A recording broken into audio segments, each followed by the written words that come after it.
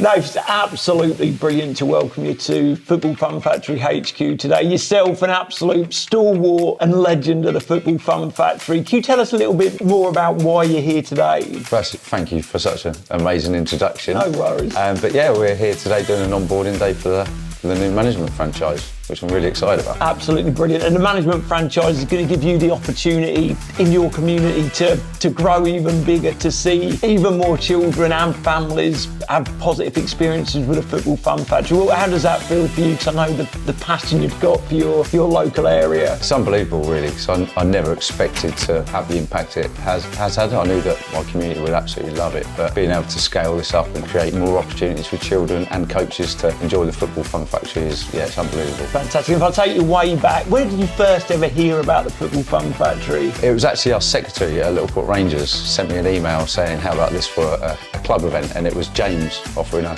free taste today to come in with inflatables. So we was just signing on new players so the children could take part in the season ahead. So we doubled up and we had a signing on day for the kids so they could come and sign on the dotted line for Rangers. And then James was there with the inflatables and each team had a little slot. So once they'd signed on the dotted line, James put on some events with another coach and the kids just got to experience the inflatables. And I'd sort of seen it on social media a little bit, but then seeing it in the flesh was fantastic. Like, James blew me away with his enthusiasm, and the inflatables obviously incredible, set up out on the Sports Centre field and the kids had a great time. Absolutely Fantastic. When you saw that and you were there, inflatables for the first time, did you think at that stage that you'd be sat here today waiting to launch a management franchise? No, not at all. I knew the Football Fun Factory would come to Littleport eventually. Kyle was on board, I think, and I knew that it would eventually sort of come to this area. I think I sent James a Facebook message saying, mate, you've got to come to Littleport. I think I did it to Kyle as well, and I said it to you at a coaching network event. But never thought it'd be me actually doing it. You know, my children even attended sessions in Ely with Kyle, and I never thought that I'd be the one on the Astro delivering that session now. And when was that first thought that it could be you, that you could come on board as a head coach? Was it something that you kept seeing on social media and thought, maybe that could be me? What happened for you to come and join the team? The idea first crept in just before the lockdown, sort of seeing it a lot on social media, seeing it grow. I sort of did think, I wonder if it could be me, but no, I'm just a sort of a level one grassroots coach and never thought it could be. But it kept growing and growing. See Keith come on board, Dave come on board and a few others, and that really sort of piqued my interest. Mentioned it to the wife and she was like, have a look. And then during lockdown, I thought, do you know what, something needs to change when we come out of this, and I really want to change what I'm doing. I wasn't enjoying my job. I love the people I worked with and things like that. But I just fell out of love with my job and wanted to change it up. What was that previous employment before coming on board as a head coach? Yes, I was a builder working across different trades. I started off as a bricklayer, worked on the roads, on the highways, so if you ever got stuck in traffic in Cambridge, that was probably me. But also doing a lot of bricklaying, garden, groundworks and transforming gardens and patios and things like that. Sort of tried everything really, but nothing was stuck because I never enjoyed it enough. And on the back of that, you was obviously doing your grassroots coaching, like something you still do, something you got massive passion for. Did that passion for coaching, was that always there, or did that come? In my case, it was getting roped in to help with my little ones teams and that sort of thing. Or did you have a passion for coaching before that? Before my children started playing football, I love grassroots football. I played it growing up and stuff, but actual coaching never even crossed my mind. I was the sort of typical grassroots parent who steps up to maybe fetch the balls from behind the goal when they miss, collect up the equipment after the session. Like thousands of other grassroots coaches probably started that way, up and down the country. I was that one who helped out, and then the coach decided that their time was up with that team, and my lad had just started, so it was like, what's going on? He was like, I'm off to university, so the team, this is like the last training session. So just instantly without thinking said, what can I do? And they were like, well, you need to do this course, that course, and before you know it, that was me. I was the coach and standing pitch side with them, really. Fantastic. Yeah. And did you fall in love with it immediately, or was it a process to get to that point? Was it quite nerve-wracking, them early experiences of being the manager or the lead coach of the team? It was quite nerve-wracking. I remember standing, I think it was a game away in Soham, standing there on the side of the pitch, not really knowing what instructions to give or anything like that, but as soon as I see them running around and enjoying themselves, I knew that was for me. And then being part of the club as well, I really enjoyed that side of it, just helping out with getting pitches organised and fundraising events and things like that. But it was fairly instant once I got involved.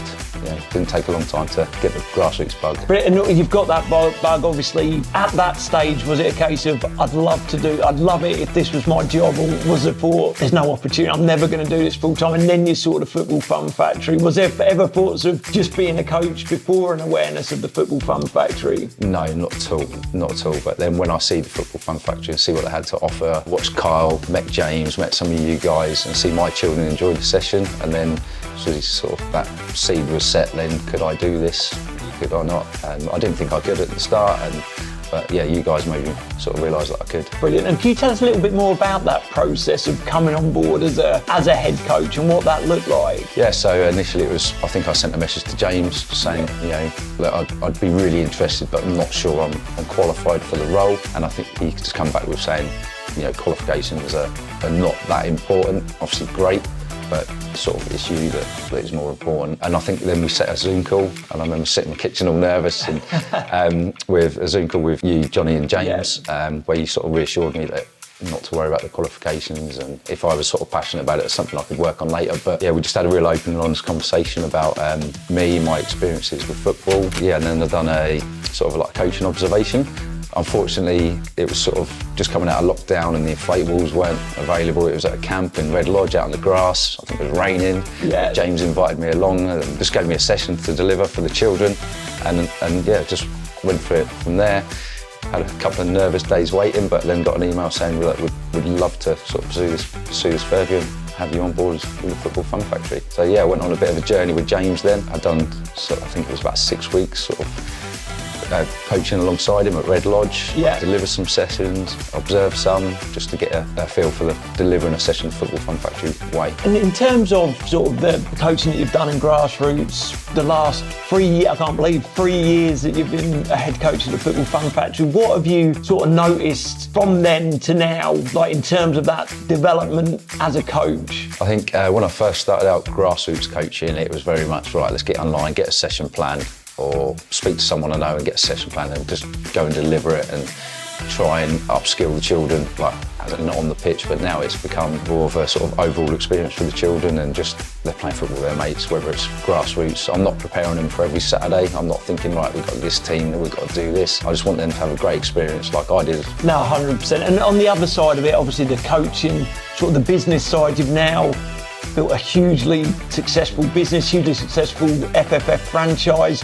How have you developed on that side in these past 3 years? Yeah, a lot. Yeah, I'm not very IT savvy. I'm a bit of a dinosaur, and I'm often like messaging Johnny and James like, I've messed this up, I don't know what to do when it comes to Excel sheets. And so it's been a big learning curve. All the other coaches have been fantastic, supporting me. Even starting out on Zoom calls was a bit intimidating to start with. I've improved so much and learned a lot more of the business side of things. It's been a personal journey as well, and like developed me loads. Incredible. And now obviously the start of the journey as a management franchisees. Can you just give us your sort of overall thoughts on what that means to you? Really excited to sort of how flexible the whole management franchise can be, and the opportunities that can create within my community for children to join in, and also other coaches as well to get involved. Yeah, really excited to see what it looks like in 6 months, 12 months, 3 years, 5 years time.